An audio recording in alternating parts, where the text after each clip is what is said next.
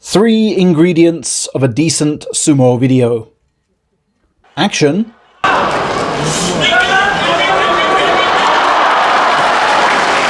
Atmosphere.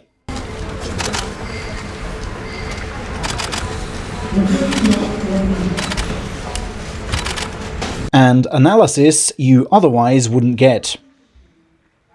Let me try, starting with the Nai Empty Hall at 9:45 and Koto Tebakari, deemed too good for Division 6 and asked to fight a Division 5 pace setter.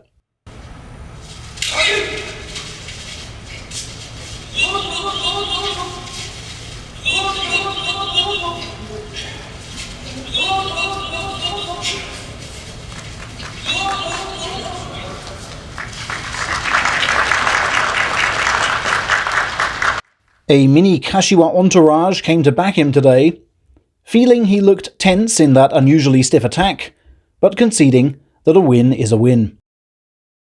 The first of many winning scores, no doubt.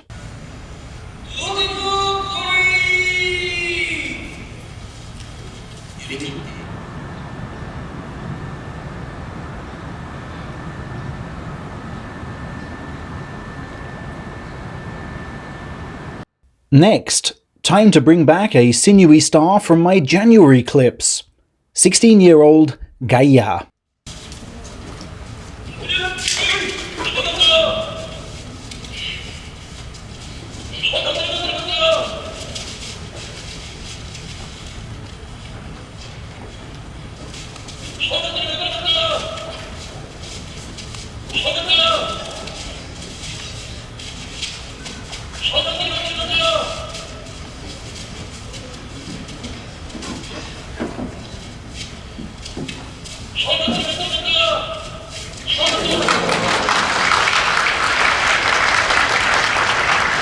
It's like Enho at his best, isn't it?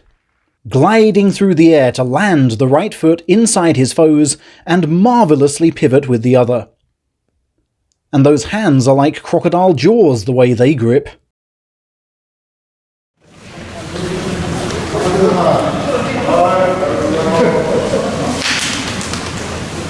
One of his students is Raiho, currently in Division 4.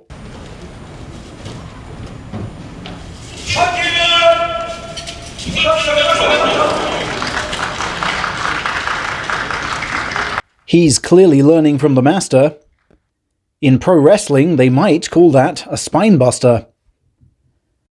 The Nihon Sports Uni grad remains on course for a third straight 6-1. But how quickly sumo fortunes can change. Last May, we saw Dai Shosei suffer this heartbreak, 2 years to the day since he'd beaten Teruno Fuji. Now, just as he thinks he's well on the mend, this happens. A highly somber reminder of how a limb once damaged can never quite be fully trusted again.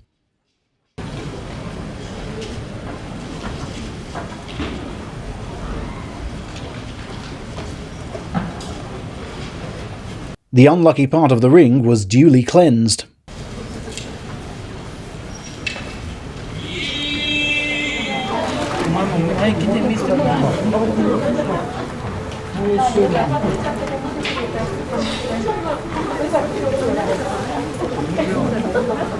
The local crowd was roused by the sight of proud Osaka Nishikawa stepping up to the Division 2 card for the first time. Could he give them a show?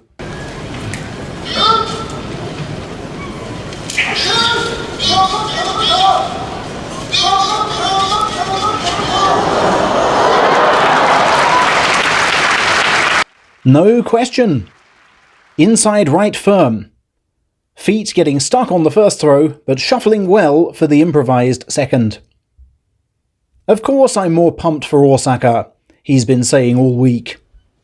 He still needs 2 wins to keep rank though.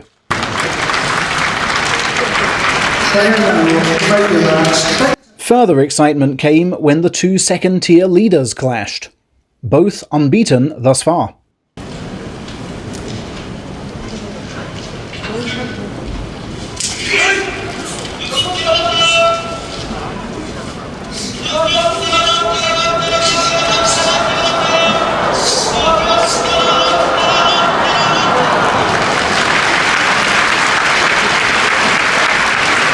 Kitanowaka's charge has improved, but is not yet a patch on Ryuden's, whose firm left arm took control, restricting Waka to a rib press from a hopeless angle. But in 10 years' time, when Waka is Ryuden's age, he may well have achieved more.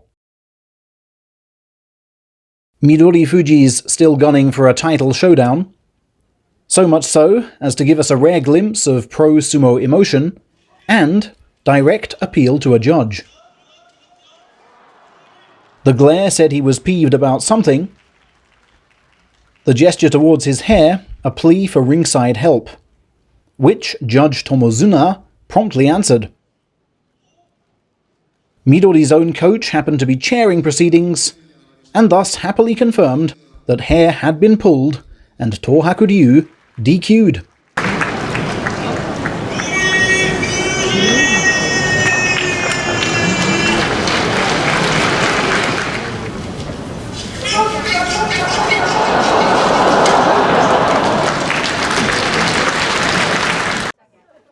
In Division 1, this man commands so much respect as to attract more cheers even than an Osakan opponent.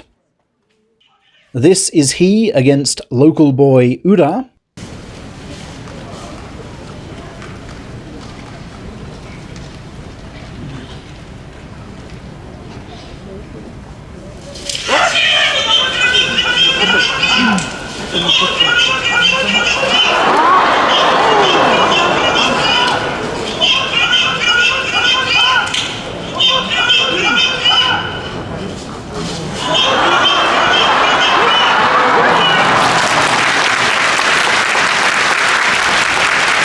And moving to 7-1, his best ever start at salaried level.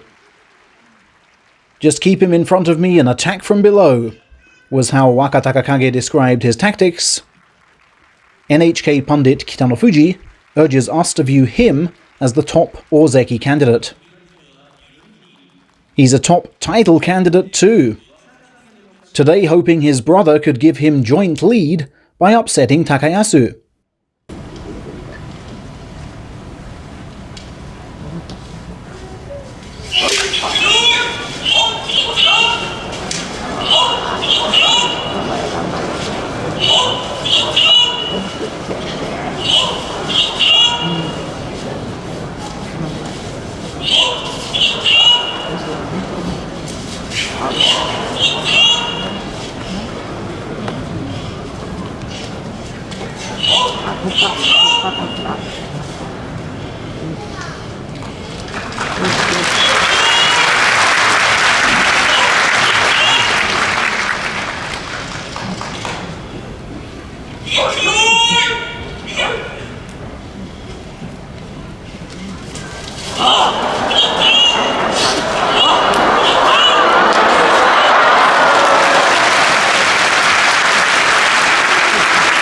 But oh no!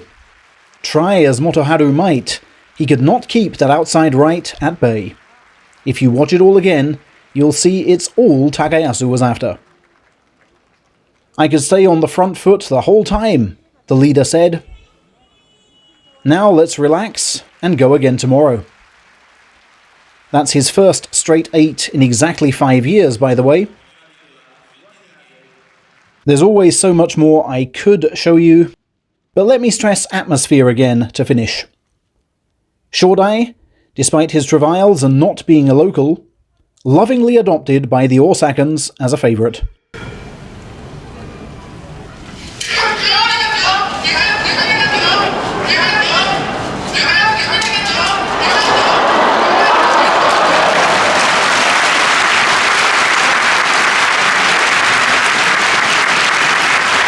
And with backing like that, he may yet dig himself out of the Sekiwake-sized hole.